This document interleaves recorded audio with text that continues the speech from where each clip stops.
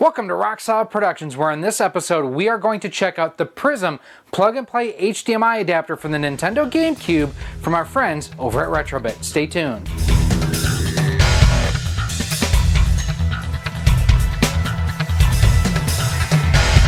Hey everyone, Gary here with Rock Solid Productions. Now, before we dive into today's episode, I just want to take a second and say thank you for coming by, checking out what we're doing here today, and supporting the channel. Just by watching this video, you're actually providing support for this channel, and I really do appreciate it.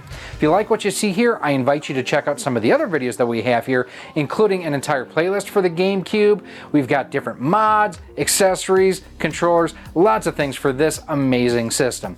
And if you really like what you see here and you want to be kept the most informed and up to date, do me a favor. Hit that subscribe button and that bell notification. That way every time we upload new content, you're kept the most informed and up to date.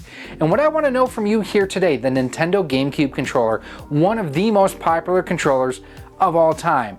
20 years later, people are still finding a way to use the GameCube controller with the Switch, with PCs, with other systems, because it is such an amazing controller. What I want to know from you, did you prefer the original wired controller, or did you want to go wireless with the Wavebird? There's benefits to both. I love the feel of the original controller. It's slim, it's lightweight, it's super comfortable, but you gotta love being able to cut the cord with the Wavebird. Let me know what you think down below in the comments section. So the folks over at Retro-Bit recently announced, and they have sent us an early sample of this. This is the Prism HDMI adapter for the Nintendo GameCube. It is designed around the GC 3.0 basically format for HDMI out of the GameCube. It's designed to be plug and play and to give you a beautiful picture on your modern flat panel TV. Now, this isn't the first one to the party to be able to do that. So what does this do differently? Does it do anything better? Does it do anything worse? We're going to find out for you here in this episode. Now, this was provided for us by Retro-Bit. They are not reviewing this content before we go outbound with it. They basically just provided it for us and said, let us know what you think. So that's what we are going to do here today.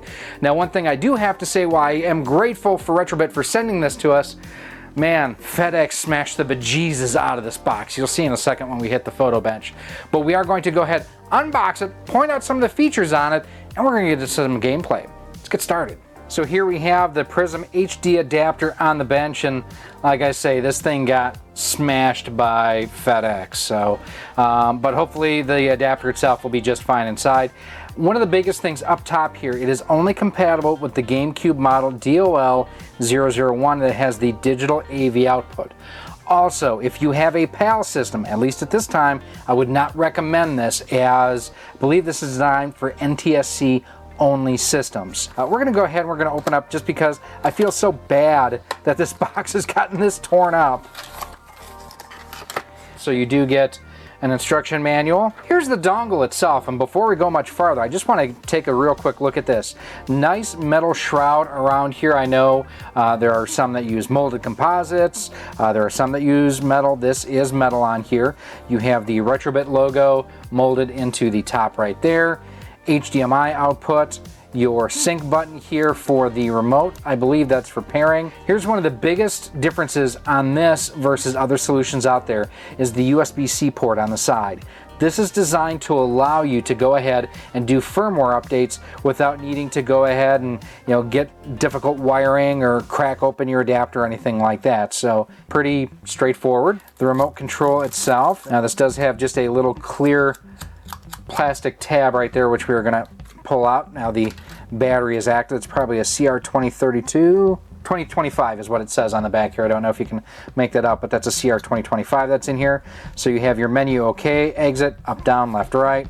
So let's take a look inside the manual. Line doubler. So this is one of the things I've really been interested in myself. By turning on the line doubler option, it will increase the resolution output and give you a much crisper picture. With the option on, you can turn on the option to further edit your scanline profile, whether the scan lines are odd or even, or if you want scan lines to alternate depending on your display. Different settings might appear better. Line doubler mode is only available when set to 480p or below via view all modes. In the manual itself, looking at this menu, I mean, this is the same basic menu that we've gotten with other adapters like this out there. This is the same as what what you will find on the Insurrection Industries Kirby, the same as what you'll find on the Eon Gaming GC HD. They are all using GC Video. Now this is using 3.0, which makes it firmware upgradable. Some of the older Kirbys and GC HDs do not allow you to update firmware. That, from my understanding, was only available after you got to the 3.0 version, so something to be aware of. Good with that, we're going to go ahead and I want to see the fitment. I have my Japanese Spice Orange GameCube here. I love this thing, and we will do some testing with it too. One final thing I do want to show you here. You need to have both of these ports on the back of your GameCube to be able to utilize the Prism. If you don't have this digital AV port, this will not do you any good. So we're going to go ahead and plug it in. I just want to see how firm it is. It's not terrible, but you do have to push a decent amount to get it in there. Again, you don't have to force it, but you will hear again. We'll try to be quiet so you can hear the click. That's how you know that it is connected to your system. Okay, so it is now connected to our system. Let's play some games. So here we have the Retro-Bit menu, and as you can see, the line doubler is default set to off. You can turn scan line settings on or off, picture settings, on-screen display settings. So that is basically what you're seeing here, this menu option, output settings, fuel mode, advanced settings, so on and so forth. So we're gonna go to line doubler first, and right now it is set to off. Now when I set it to on, it actually stops my capture card, so I had to restart it. Now the line doubling is on. Scan line profile is off. I can scan line profile 1, which apply to odd, alternating scan lines on. So you can have different profiles if you would like. I hate scan lines, I always have. Scan line settings, brightness, this is where I can adjust the brightness up or down, contrast, saturation, so on and so forth. On-screen display settings, pop-up, background transparency, and then I can also change the tint as well. So let's say that I just want to have it as a red box. So we're going to scroll that down. There's a red box if you would like. Not to be confused with red box. We're going to bring this back up to 60. And they're not kidding when they say you've got about a 3-foot range. It is about 3 feet. IR key configuration, this is where basically you can program the remote. So I'm going to have to go through and do this again since I just did this. So up, down, left, right, enter, back. Output settings, allow 480p mode on, RGB limited range is off, enhanced DVI is on, display 16:9 is off, volume is where you can adjust it there and you can mute. View all modes, so I want 480p. Scanline profile I have set to off, and this is where, like, if you had a 240p game, like let's say for example you're playing with the Game Boy player and you wanted to go ahead and have scan lines on that but not on your regular GameCube games, that's where you can adjust this. Advanced settings, so this is basically, you know, you can mess with this if you want to, but there's really no need. You can store your settings or you can exit. We're just going to exit here. And since we have our Japanese Spice Orange GameCube here, what we're going to do, we're going to throw in our Japanese copy of Luigi's Mansion. So here we have the Japanese version of Luigi's Mansion, and it looks terrific. Now, one thing I just want to be completely clear about is I recently tested out the Mersai M Classic. I have it removed, so everything that you're seeing here is just going straight off of the Prism and into my capture card. So just wanted to kind of let everybody know what you're seeing, how it's being processed. And for a controller, I am using my Wavebird. This really does look good. It's amazing that this is a 20-year-old system and it looks this sharp and amazing. Look at just the detail in Luigi's glove here. We'll go again to just a door. Just the detail there. It's really, really sharp looking. I love collecting import games from the Famicom all the way forward through the N64. But for me, the GameCube, I've never found the GameCube games, the imports, to be that much less expensive than the standard US ones. And it seemed like they were a little bit more dialogue heavy than what the previous generation systems were. It's Professor Egad! And we're not going to go very much further than this in Luigi's Mansion because we want to actually get to some gameplay, and this is just the opening cutscenes. But here you can kind of get an idea. Yes, it does work with an import Japanese system, no problem whatsoever. Now, PAL systems, would not recommend again at this time. Do not have confirmation that this will work with PAL. But we are going to move on now to our US system, and I had it running. Let's play some Double Dash. All right, you are all going to have to take my word for it. You just missed an epic come-from-behind victory in Mario Kart Double Dash.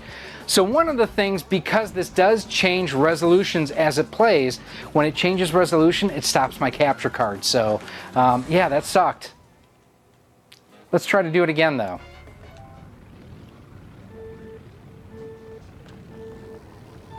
You guys may hear Beeble behind me whining and complaining. I have no idea what Murphy Mayhem is complaining about here. All right, we got a shell. He got a shell. Up to fourth with third in front of us. Oh, I couldn't tell you the last time I remember getting the blue shell. Oh, but I just got the red shell. We'll return the favor here. So we have now hit the second player with both the blue shell and the red shell. I'm kind of a dick in this one, I guess. No. Oh, that was close. All right, we're up to first. I didn't react fast enough, dang it. Curse my metal body, I wasn't fast enough. Name the movie, anyone? And yes, I will give you the answer in a moment. Oh, damn. I don't know that we've got enough in us here. Back up to second. I drove right into it, too. All right, we're going to need some help here. And we didn't get it. Ah. Ooh, down to fourth, up to third. I hit myself in my own shell. I finished third. I swear to God, the last time I played that, when it stopped recording, I won. I promise you I won. Okay, we are going to move on to the Game Boy player now. I don't know if anyone has ever told you, but life is like a hurricane here in Duckburg. Race cars, lasers, aeroplanes. It's a duck blur. So I will absolutely never afford to own a copy of Ducktales 2. But I have it for the Game Boy. So we are going to change the color palette here, maybe. Or this I guess this doesn't have have the option. So screen filter sharp, normal, soft. I'll have sharp. Do some Ducktales. Woo! Come on, you're singing along. I know you are. So we're going to DuckTales 2. We're going to play easy because I'm a wuss. So I never remember if the analog stick works in all Game Boy games through the Game Boy player or not. Ooh, a little bit of slowdown there. Now the slowdown had nothing to do with the adapter. It was the system itself. Let's see, hi, Uncle Scrooge. There are some floating logs up ahead. If you want to move them, just hit the sidewall with a golf swing. Follow the signpost to get to the secret treasure. Okay. So now we are invincible. And like I say, it is my understanding that this is the same as the NES game. Gyro is trapped in a landslide. Oh no! Yeah, I am running into some slowdown, and that is the player. That is not the actual... Oh, okay, I sucked there. It has nothing to do with the adapter here. So that's what DuckTales looks like on the Game Boy player. Now we're going to put in a Game Boy Advance game. So here you can see just how sharp this looks and sounds and everything. And I mean, this is one of the best looking versions of this game, even though there are some graphical cheats that Nintendo basically took with this. Ooh, that could have been bad. So in this, you'll actually get like panning up and down and side to side more so than in the NES version of this, simply because of the fact that they had to accommodate the screen size on the Game Boy Advance. Oh, I don't have a cape, otherwise I could get up there. Dang it. That's dirty. Piranha Plant got me right in the taint. Okay, so that's what Super Mario Bros. Advance 4 looks like. Now, what should we play now? How about the Legend of Zelda collection? Oh yeah. Such a great just an amazing game. It is so epic.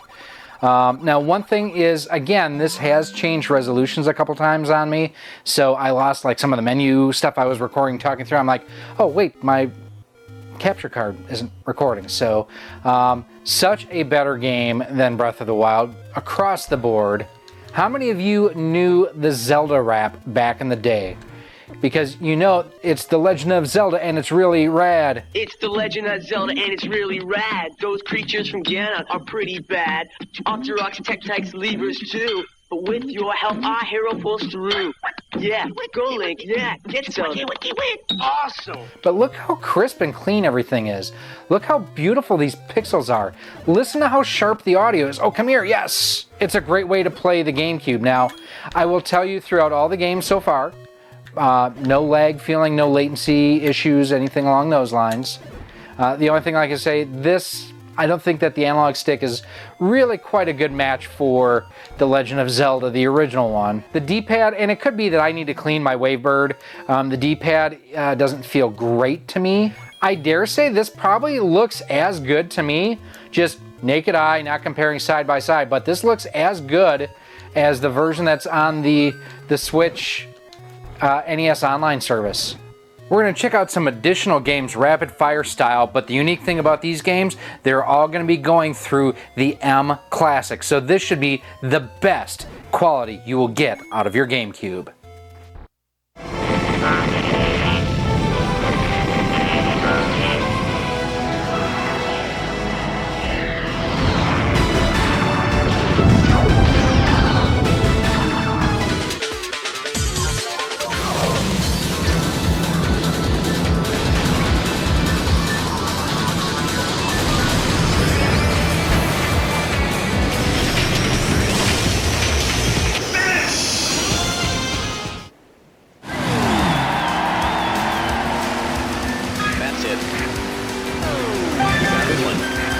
We're about 1 second away.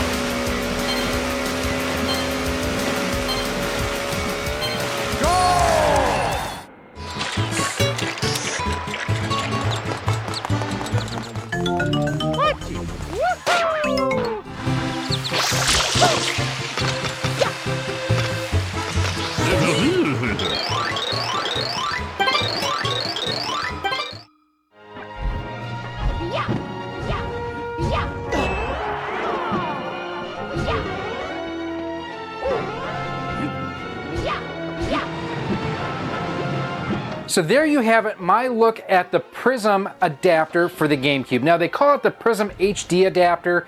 Part of the reason why they do that, and this is, I hate to say it's a trick, but it's kind of an old trick. It's not HDMI certified, and much like Bluetooth, if you label something as HDMI, you actually have to pay a licensing or a royalty fee. I know a lot of the other companies out there with like HDMI cables, they call them an HD cable. That's the same reason why for this. Is this necessarily HD? And not if you consider 720p to be the floor for HD. Now, since it will output to 480p, it is a higher definition than what you would have just straight out of the box, which would be 480i. Also, you are getting a digital signal versus an analog signal that you would be converting to digital to go into something like this. Lag-free design, and the remote works pretty well. Short range though, only 3 feet. So that is something that I wish that, you know, the range were a little bit better on that. You can always program your own remote down the road if you would like to try to get a little bit more range. If you have another HDMI dongle solution, should you run out and get this? Would this replace one of those? Not necessarily, and I think that the folks over at Retro-Bit would agree. So they all basically run on a form of GC Video. This is GC Video 3.0. What makes this different is how you can update it down in the future via that USB-C cables. Other adapters that are out there can't be updated. You would have to use something like the like Swiss to be able to upload and program a new or flash a new firmware to this, or you'd have to go ahead, open up your adapter, wire it up to go ahead and do that, and kind of a more challenging sort of solution. This is designed for the everyday customer to plug and play and update if need be. As with other dongles I've used for the GameCube, this is a beautiful picture. The digital output on the GameCube is wonderful, and it's a little bit more frustrating that the Wii did not have native HDMI. But this is really a good adapter, and at $80, terrific price. Now, at the time of this filming, this has not started to ship yet, but you can go ahead and pre-order one. I will have a link down below to CastlemaniaGames.com. He's got the pre-order page and everything like that set up. Obviously, if this has started shipping, it's just the regular order page. The cool thing about ordering through CastlemaniaGames.com is you earn what's called Castle Cash. It's his rewards program. The more you spend, the more you earn towards future purchases, and the wonderful thing is Castle Cash is just like cash. So if you've got $20 in Castle Cash, you have $20 to spend at the castle. And if you use promo code ROCKSOLID10, pretty sure you'll save an additional 10% off of this. I am 99% sure that that is what Ryan told me. So try to check out. If it doesn't work, it'll let you know right there, but save you some money on your Prism HD adapter for the GameCube. Now, if you've got any other comments or questions about the GameCube, about the Prism, about anything modern and retro gaming at all, by all means, feel free to leave a comment down below. I answer all comments. You can also go ahead and email me at rocksolidmail@gmail.com. You can send me a message on Twitter at RockSolidStudios.